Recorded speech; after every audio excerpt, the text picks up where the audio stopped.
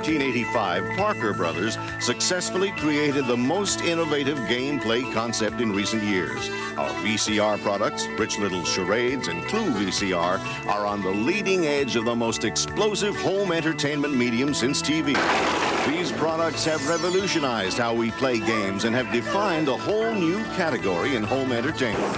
Parker Brothers foresaw the explosion of VCR hardware and had the creative vision to see the future of electronic home entertainment. VCR hardware reached mass market proportions in 1984 with over 17 million units sold. The VCR games category, which Parker Brothers pioneered, is expected to grow dramatically in 1986.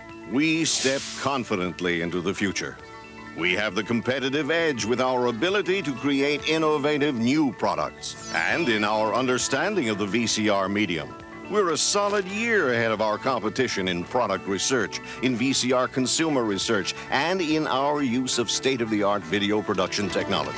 The competitive edge is the essence of what Parker Brothers stands for: excellence, quality, and commitment.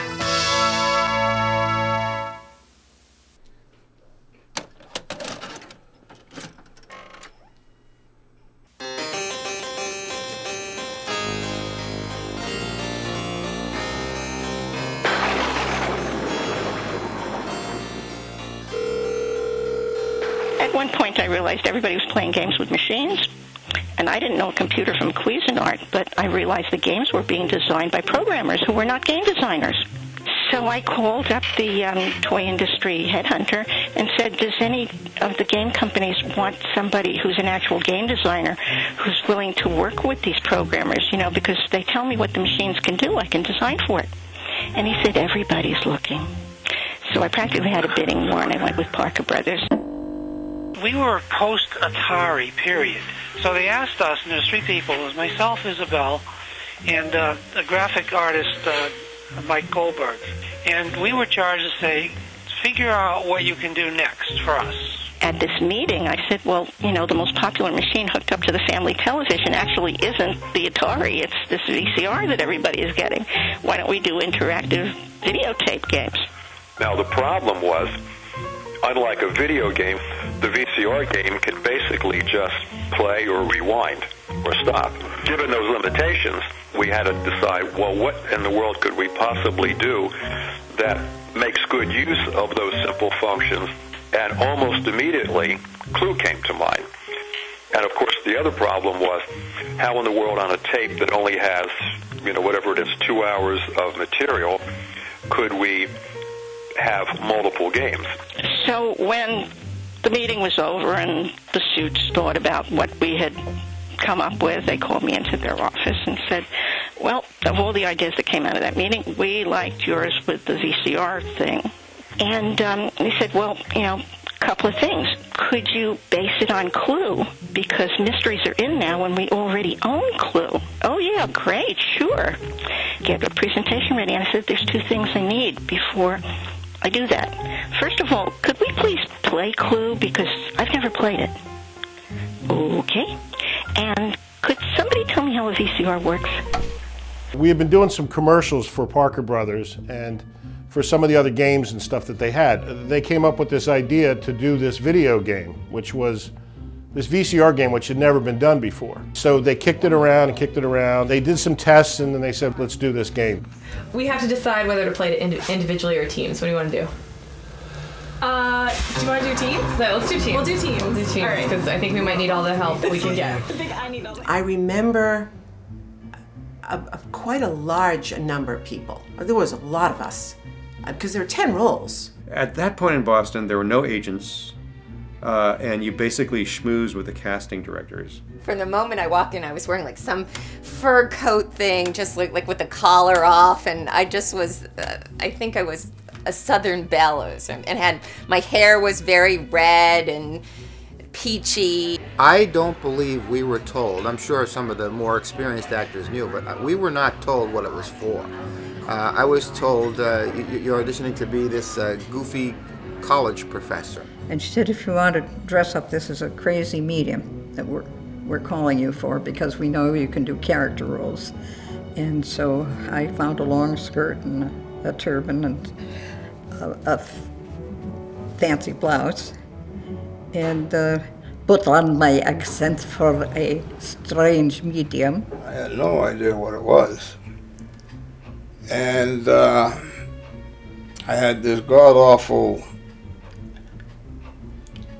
tiny blue, like horizontal, zigzag line jacket, sports jacket.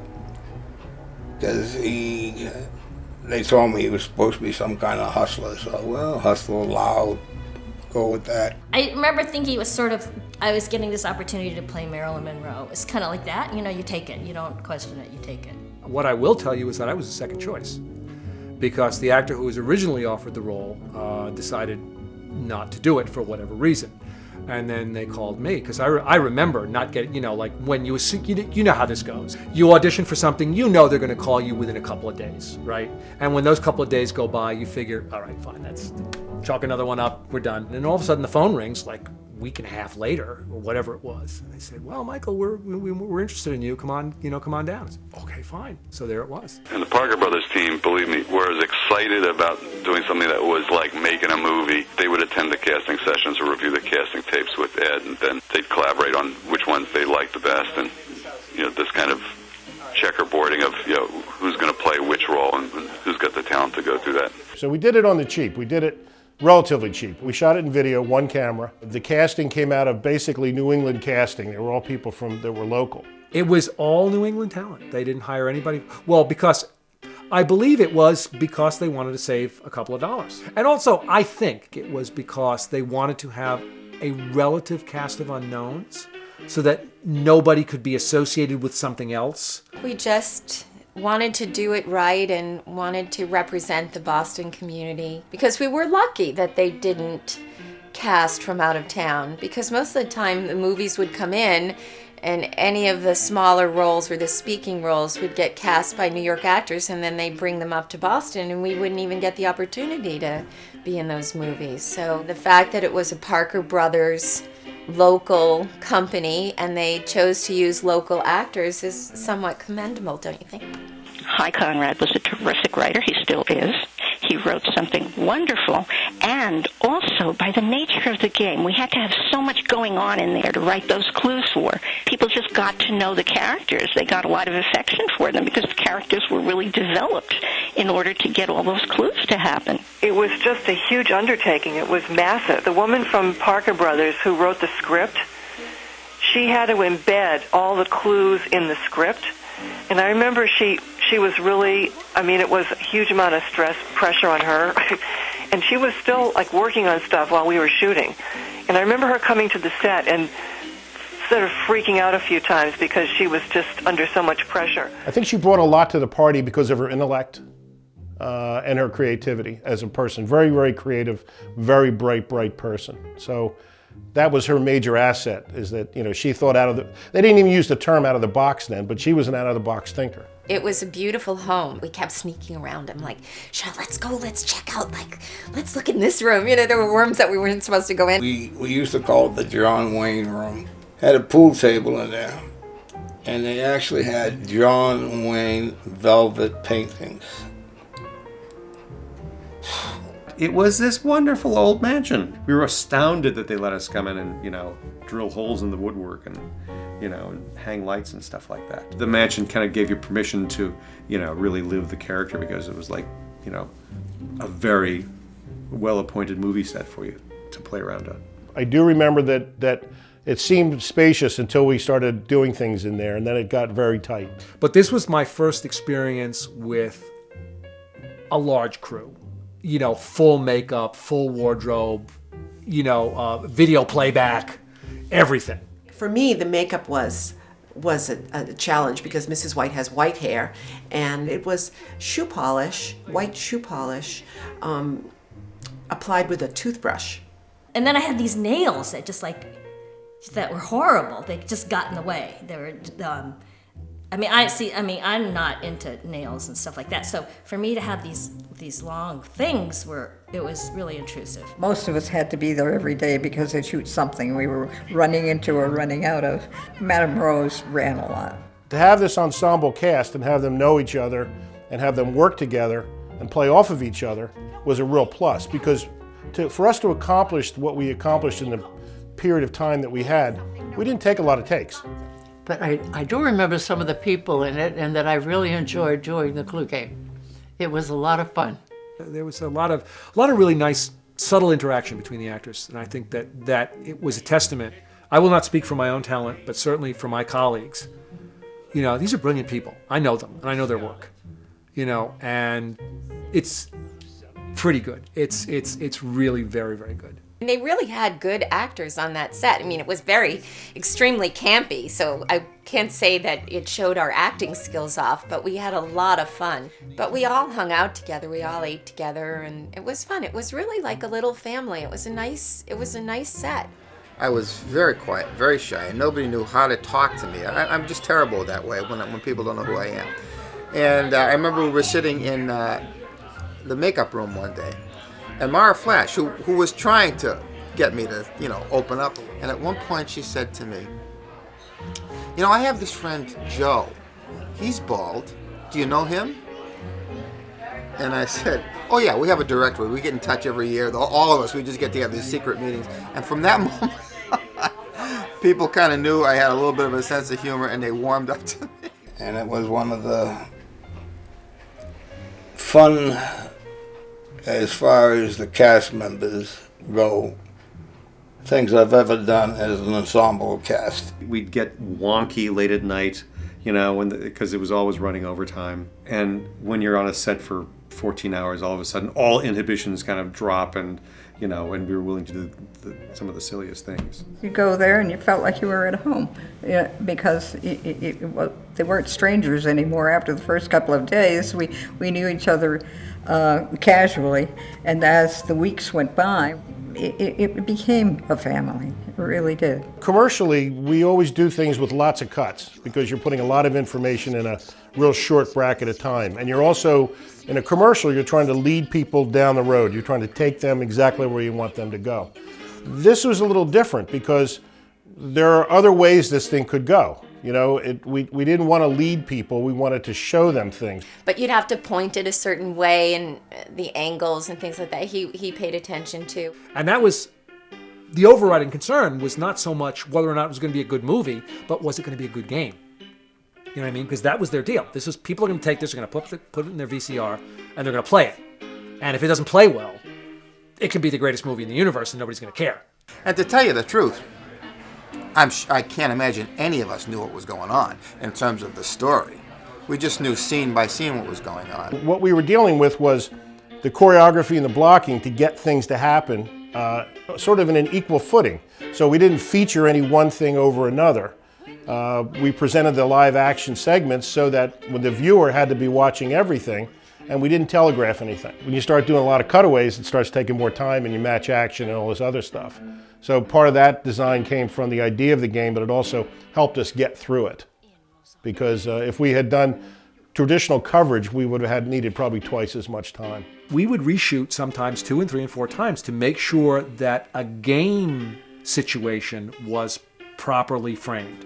The young kids who were, given these games by their parents, you know how kids are. They watch every detail. So it was really important that those details were consistent. So I didn't realize what a challenge it was for someone who had not played the game before, Isabel, and then she suddenly had to be extremely adherent to all these details. I mean, they had to be done perfectly. We worked hard. We did. We worked 14-hour days every day for 2.5 weeks, I think it was, the original shoot in Wenham. And then about 3 weeks later or 4 weeks later, we all got a phone call because something had screwed up.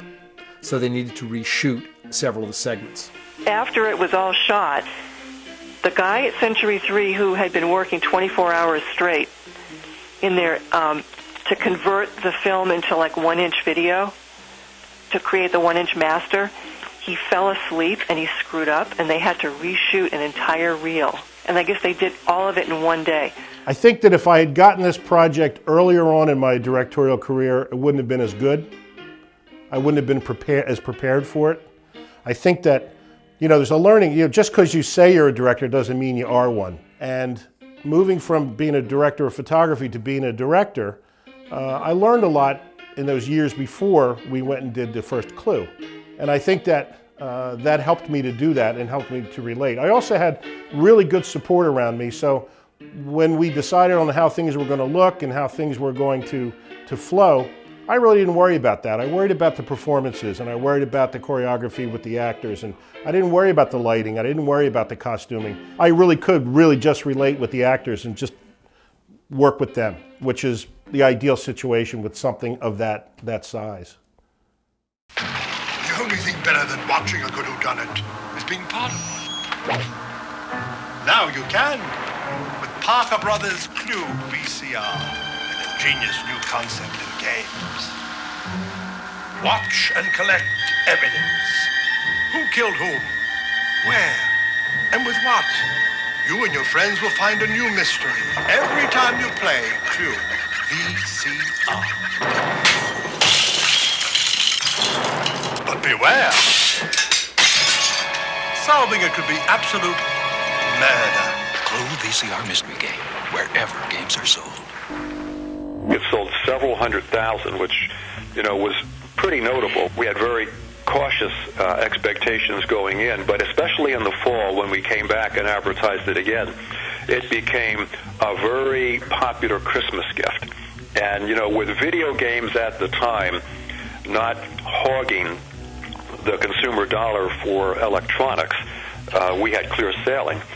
Clue One came in on that wave of what's the latest video, what are we going to watch tonight, what are we going to do? I was very pleased with the product at the end. It was a fun product, and something that people could watch and enjoy. It was a little hokey, but the game is hokey. So I think having all those characters played in that broad fashion appealed to the people that like the game and like the game for what it is in the first place. Dun dun dun. It's like there's a lot of direction. Playing the game, like this is all the instructions before playing the game. Well, I think it was unique. I mean, it was the first game of its type. That you could watch it on your television set at home. It's actually a very complex game. It's actually really difficult to play. It's not easy. I remember when I moved to LA. I moved to LA in mid-February of 1985, and I brought I finally got the final game in the box and everything. And I remember playing it with a couple of my friends, people in the business, and they were like, "This is really hard." Down, right? But who? Yeah, but I don't who have. Who are you trying to figure out? Your identity or both? You're trying to figure out Everybody. who was murdered, who were the victims, and our identities. So it's like 3 different things. So if you didn't pull an investigator card, then you would just have something new to play with for yourself. Does that make sense? No. Do what it says to do. You pick one. Oh! Or Jesus. The main attraction of the whole thing was just, the process of doing a movie was really what it was. And obviously, anybody who's tried to play this game knows how more complicated it was perhaps than doing a movie because of all the necessary rules that needed to be followed so that the board game could be followed by the people at home. Fun. Oh, eyebrows, pencils on. Is that Sacha Baron Cohen? We wanted to get the scenes the best they could be, given what we were given in the script. It was so campy. So we wanted to try to make it suspenseful and funny at the same time. And we tried to work with what we were given. So anybody who was watching it could, have a little laugh and also play the game, which I have no clue how to play. So I'm in Clue and no clue. I have to confess I have never played the game. Never, ever, once actually sat down to play the game. It would not have sold as well as it did if the game were unplayable, but I dare say there were plenty of people who made up their own rules, I guess, made it a little easier, a little harder, whatever it might be. And we said, all of us together, pretty much, that the instructions were much too long because they took 15 or 20 minutes to explain how to play the game. In fact, I was invited to a Clue party I was doing a show, and somebody, found out that I'd done the Clue video, and decided to have a dinner party and invite me, and we would all sit around after dinner and play Clue. Well, they tried to get through the instructions, and everyone had too much wine, so they couldn't get through the instructions. And so they decided to just watch it as a movie.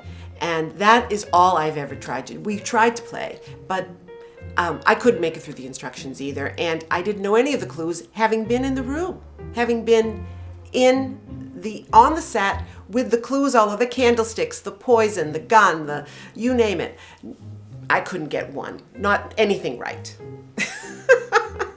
My husband and I lived in New Hampshire for a while, prior to Clue, and so we went up to visit neighbors there, and I brought them a copy of the game, and the girls who were 10 and like 12 were so excited, and they wanted to play it, and I said, I don't know how to play it. It's kind of complicated. It's not something you do in 10 minutes. My brother bought Clue, and he called me up. He said, "How do you do this game?" I said, "I don't know. I just made it." I played the first one once or twice and didn't win, which makes no sense because I was in it. I tried to play the game when it came out, and it was difficult. It was not an easy, I'm not sure if the game itself worked. The idea was quite fascinating, but people were just learning how to have a VCR in their living room and to interact with it and have it stop and start. I'm not sure how many people did that. Some people did, but some people just enjoyed it or played their own version of the game. I tried, but I just couldn't do. I'm a Monopoly girl, It's like I know about money, I don't know about murder. The game that we made was difficult to play. And part of the problem was that it was an idea that was ahead of its time. DVDs hadn't been invented yet, and so we were in that VHS, VCR mode where basically you were looking at a tape in a linear way, and so you had to shuffle the tape back and forth and kind of slop your way back and forth through it, as opposed to specifically going back and looking at a chapter or what you could do with a DVD. So it was revolutionary in its idea, very revolutionary in its concept, but the technology really wasn't good enough at the time to fulfill the dream of what it could have been. I'll take one. Ready? And action. Ptomaine poisoning? That's what they're planning. We cannot let them go through with it. Certainly not. Every agency in the world would be after us. So there had been the rumor for the longest while after the first one came out, it was so successful, that there was going to be a sequel. There was also the rumor that Parker Brothers was going to move production somewhere else. I think there had been rumors, and I kind of knew. I truly wasn't aware that it was such a hit, the first one, and that people were buying it up for, number one, it was a good product, and it was extremely entertaining and a challenging game, and it was the way to take the board game that much further. The whole idea of if you have a successful film and then they make a sequel of it, how do you as a professional actor play that game, was new turf for most of us and very satisfying to do. Well, I was thrilled, and we were all thrilled because we're working actors, and we knew it would be some more dough, and we also knew we'd be working with people we really liked. And then they told us we were shooting in October, early October, in Newport, Rhode Island. The set is a real mansion in Newport, Rhode Island, Belcourt Castle. Normally open to tourists, the castle was rented by Parker Brothers and Boston-based Century 3 Productions and was transformed into sets representing exotic locations around the world. The second one we shot in Belcourt Castle, and it is a castle. I mean, it's a stone castle with stone on the outside and stone on the inside.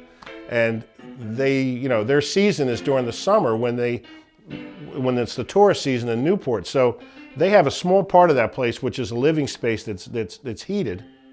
But the rest of it, it's not. I mean, it got cold. There was apparently a lot of back and forth at Parker Brothers, but Hi and Sam and Isabel won the day, and they decided that it was worth the investment in us to continue us in the franchise. Hi had already started, I believe, had started the script, and he had made a point of saying, I believe, that he had already written with us in mind. That was the thing that was so nice about this ensemble, they all got to know each other in the first show, and when they all came back for the second one, we already sort of had the chemistry lined up. We had, everybody knew their part, they knew who they were, they knew their relationships, and so they were able to sort of fit into the shoes right away. So we hit the ground running with that. We didn't have to reestablish any characters, re-educate characters. There was some consistency there, which was really a plus for that second assault. It was a family reunion to be back on set.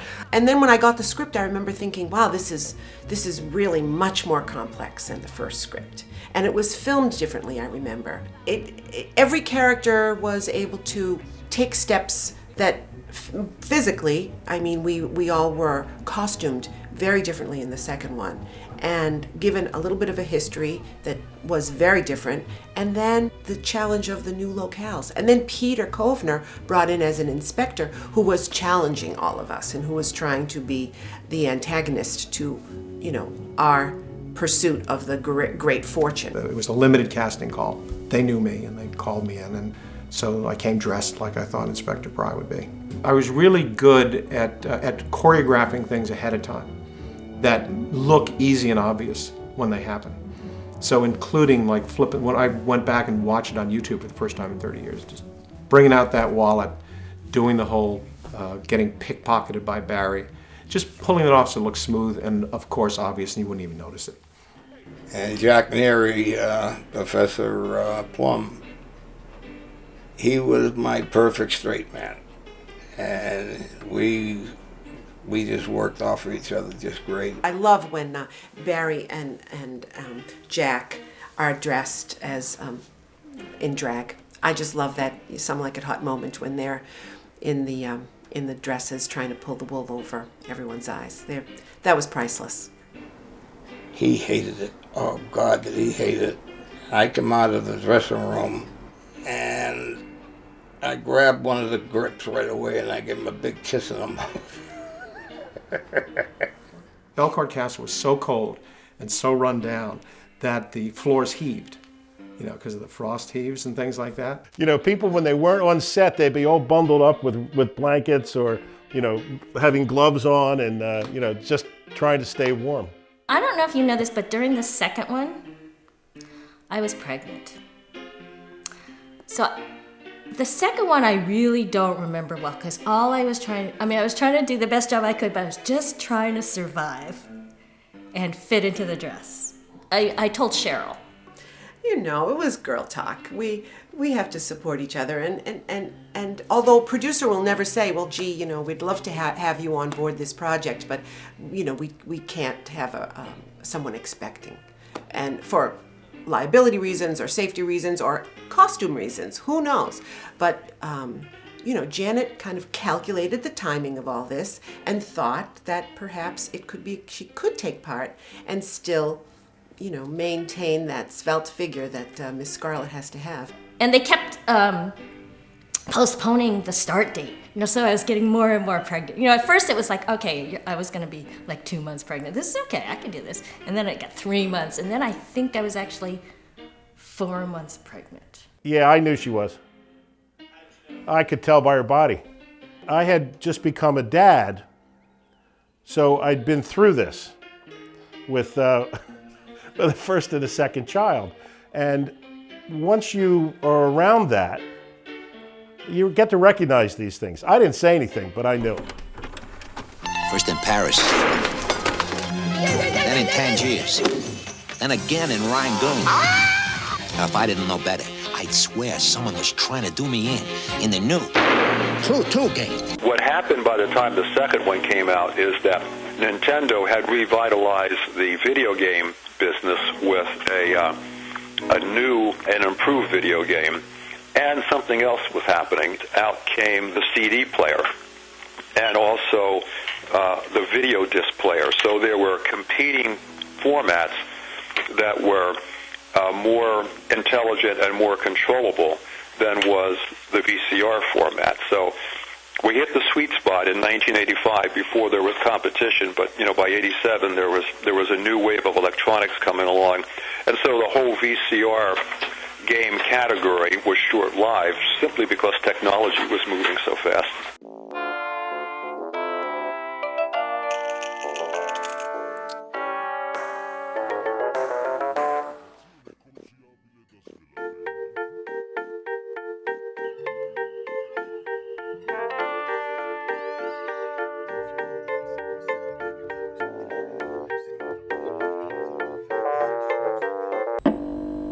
think it was really meaningful at the time that we were cast by Parker Brothers, and it just felt like, for all of us, I think, that it was a step in the right direction.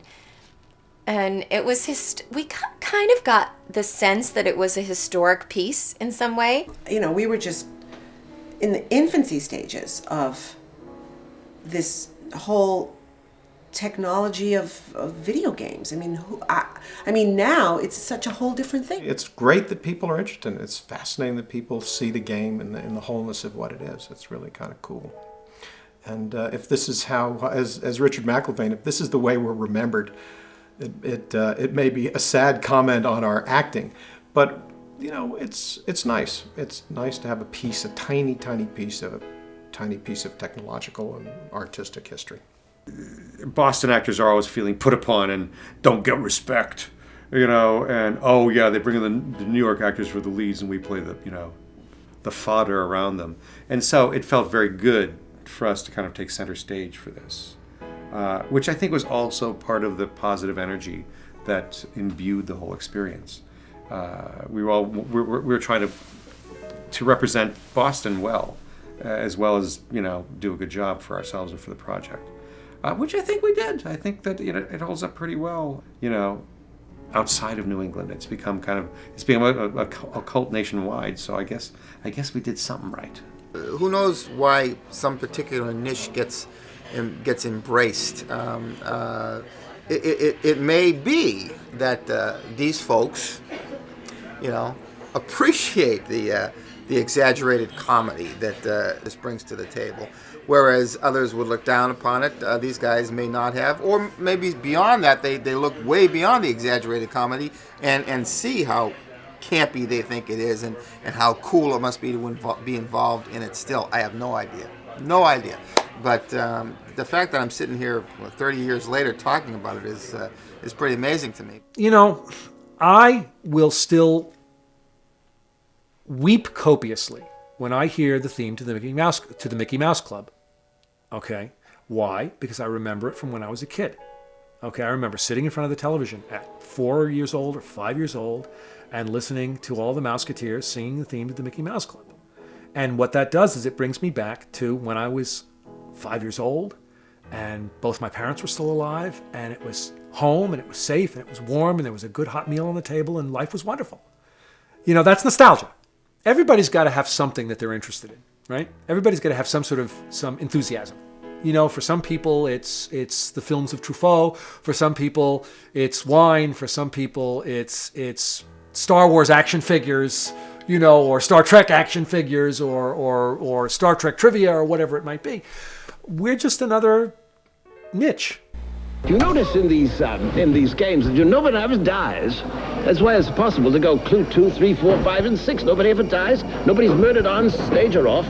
It's very wholesome for the children because there's no blood around, or very rare blood. A little knocking on the head now and then, but then who doesn't get knocked on the head in this life? Yes, Well, this way it goes. Well, while we were doing Clue 2, everybody said, oh, gee, will there be a Clue 3? And I knew there wouldn't be. I knew because it was a very expensive thing to produce. And I made a lot of jokes about it, and I wrote down some of those ideas. But I knew there wouldn't be a Clue 3. What I did say to everybody when they talked about Clue 3 was I said, well, you know, what I hope is that somebody who watches the Clue videos now as a child is influenced by it, you know, and uses some of it in their future. You know, maybe there'll be some kind of an adaptation, or maybe it will influence someone. I hope that, you know, it will influence someone and serve as kind of an artistic inspiration.